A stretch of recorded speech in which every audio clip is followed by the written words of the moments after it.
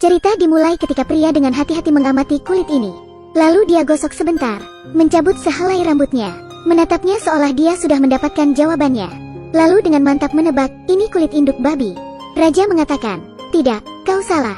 Kemudian seorang pria muncul dengan kepala tegap tinggi. Sang putri tampaknya sangat tidak menyukainya. Karena barang siapa yang bisa menebak kulit hewan apa itu, raja akan menikahkan sang putri dengan orang itu. Pria itu tampaknya seorang profesional. Dia mengambil kaca pembesar. Sang putri sangat khawatir, takut pria itu akan mengetahui kulit apa itu. Si pria menjawab, ini adalah kulit dewa hutan. Sang putri langsung menoleh ke ayahnya. Tidak. Bertingkah seperti raja pada umumnya. Kemudian ada beberapa pria lain muncul. Mereka semua tidak bisa menebak kulit hewan apa itu. Mendadak, seorang pria hutan yang aneh muncul, membuat sang putri merasa takut, karena dia selalu tinggal di hutan. Indera penciumannya tajam melampaui orang biasa. Hanya dengan beberapa hirupan, dia bisa langsung tahu bahwa itu adalah kulit kutu. Seketika raja tercengang, senyumnya hilang. Ada apa dengan keadaan itu? Bagaimana kulit kutu bisa sebesar itu? Ceritanya dimulai saat beberapa tahun yang lalu.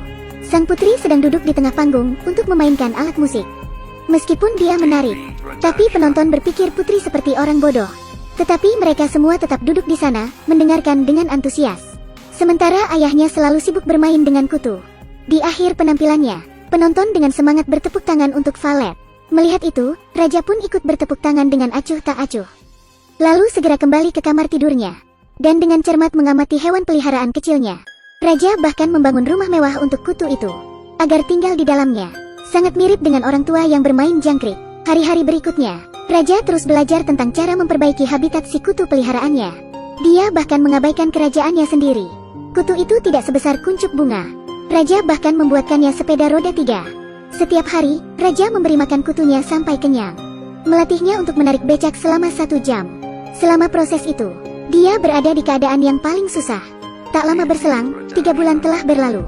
Ketika sedang makan bersama putrinya, raja bertanya, pria seperti apa yang ingin kamu nikahi? Putri dengan bersemangat menjawab, tidak perlu terlalu tampan, tidak perlu terlalu berotot. Pria seperti Bill Gates tak masalah. Jangan khawatir, saya akan mencarikan yang seperti itu, kata raja. Setelah makan, raja bergegas membawa sisa makanan untuk kutunya. Tapi kutu yang pada saat itu sudah seukuran anjing. Makan dengan lahap. Raja melihatnya sambil membelainya. 3 bulan setelahnya berlalu. Karena makanannya terlalu bergizi, kutu malang itu menderita tekanan darah tinggi dan lemak darah.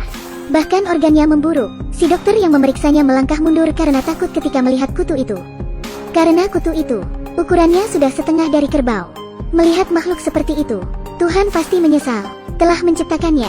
Setelah kutu itu mati, raja merasa kehilangan seperti keluarganya telah pergi. Dia memeluk kutu itu, lalu menangis terseduh-seduh. Karena dia ingin selalu mengenang hewan peliharaannya. Raja mengupas kulitnya saat ingin membantu putrinya memilih suami. Dia memberitahu setiap pria di kerajaan, siapa yang dapat menebak hewan apa itu, raja akan memberikan putrinya untuk dinikahi sebagai hadiah. Segera itu, kabar tersebar dengan cepat. Setiap pria, tua atau muda, berpartisipasi. Tapi tidak peduli apa yang mereka katakan, jawaban mereka semua salah. Sang putri tidak bisa menerima kenyataan bahwa pria hutan ini telah mendapatkan jawabannya. Putri berlari ke teras untuk melompat, tapi dengan nasihat ayahnya, Valet tidak punya pilihan selain mengurungkan niatnya. Putri sebenarnya sangat enggan dibawa oleh pria hutan itu. Pria hutan membawa sang putri menuruni tebing. Karena takut putri akan terjatuh, sang putri memegang erat-erat leher pria hutan itu. Sejujurnya, pada waktu itu, sang putri sedang dalam perjalanan menuju rumah pria hutan. Kenyataannya tidak ada jalan keluar. Ketika mereka tiba di rumah, di sana ada 4 kamar tidur, 1 ruang tamu dengan peralatan yang diatur secara unik. Setiap inci tempat itu membuatnya merinding. Sesampainya di kamar tidurnya, di sana tidak ada apa-apa selain tulang belulang yang berserakan di tanah. Sekarang Valet mulai merasa takut mati. Lahir dengan keadaan istimewa di kerajaan, bagaimana dia bisa hidup seperti ini? Di tebing di mana burung bahkan mau untuk buang kotoran. Di situ Valet meringkuk di lubang kecil, dengan wajah putus asa, yang lebih membuatnya terpuruk. Putri berpikir, apakah pria hutan memang berpikiran sesederhana itu? Dia tidak menunjukkan gairahnya. Ketika dia ingin menyenangkan dirinya, dia menyeret putri ke dalam gua untuk melakukannya. Suatu hari, dia melihat harapan di seberang tebing. Harapan itu muncul dari mereka semua si pemain sirkus. Gadis itu merasa sangat kasihan pada Valet, meminta anaknya menyelamatkan Valet dengan tali. Anak itu membawa Valet dengan tali menyeberangi tebing. Tapi diketahui oleh indera penciuman pria hutan yang sangat sensitif. Pria hutan mengejar mereka, tapi mereka berhasil memotong tali tepat waktu. Pria hutan itu jatuh ke dalam jurang yang tak berujung. Mereka dengan senang hati berpelukan. Kemudian Valet dengan senang hati pulang dengan kereta. Tapi sutradaranya belum mau orang hutan itu mati. Dia muncul lagi dengan tubuh yang tidak terluka. Tak butuh waktu lama, semua orang di sirkus dibunuh oleh pria hutan itu. Hanya tinggal Valet sekarang. Untungnya pria hutan masih memiliki perasaan kepada Valet. Dia membiarkan putri tetap hidup. Tapi ketika dia ingin menggendongnya, aksi kejam Valet dimulai.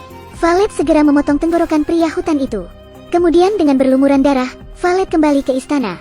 Melihat putrinya yang menyedihkan, Raja menyalahkan dirinya sendiri dan berlutut di depan putrinya. Raja ingin menebusnya dengan menyerahkan tahta kerajaan kepadanya. Tetap ikuti terus kami untuk mendapatkan petualangan sinematik lain.